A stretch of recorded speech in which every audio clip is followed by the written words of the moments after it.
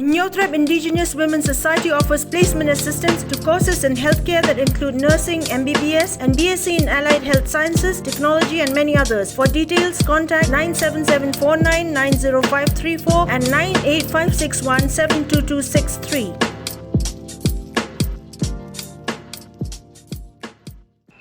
The Khasi Hills Autonomous District Council, under the leadership of its Chief Executive Member Titos Khan, had prepared the Khasi Inheritance of Property Bill 2021 that would be tabled before the Council's forthcoming session. Speaking to the media, Titos Khan informed that the proposed inheritance bill would include the equal share of property and possessions of parents by sons as inherited by daughters of the family.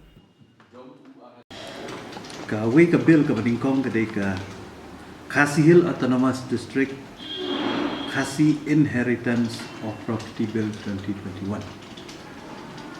Lengkot masyukwa ban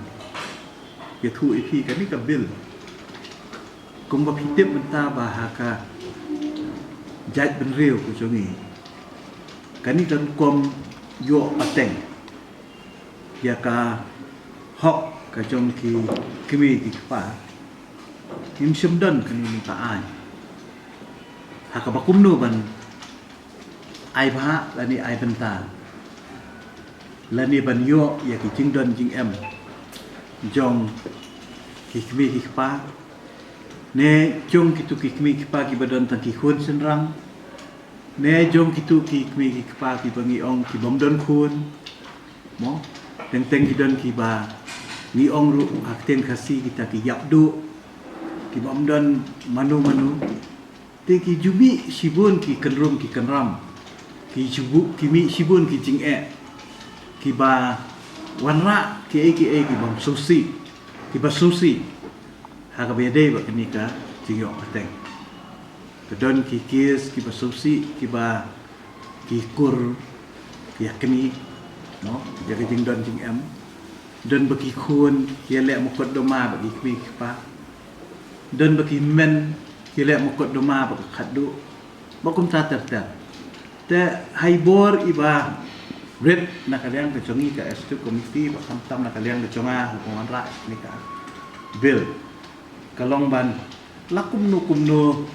ba ngin man ra da ka an kaban ya bit ya biang lang kaban te la kam lang bat kabakam ya ban hakani ka an kabangiwan ra kalong ba lakum kani ka jing ya sam banta ka jing ai ba ka de ban long equally ya ki khun kan thei bat ki khun sanran kata ka de ka jing thmu jo kan ngai tin re ban ni ai ru ya ka provision ba ka syong pat hakawil langani kata ka kot penkam jong ki mi pa yanu ki mon ban ai ya kanu nu ka jingdon jing em ka ba ki kidon. The Executive Committee of the Khasi Hills Autonomous District Council has also prepared the Khasi Hills Autonomous District Council Village and Town Development Council Bill that would be placed before the Council before its approval during the coming session. The Chief Executive Member of the KHADC, Titos Khan, informed that the particular bill would include community developmental activities where the local headmen, assisted by members of the Darbar Shnong, would be the chairman of the committee, and the tenure of chairmanship would be for a period of 5 years. The Khasi Hill Autonomous District Village and Town Development Council Bill. Kani pat ketika bill kabangin sna ya kini ki village lada kalong haka rural area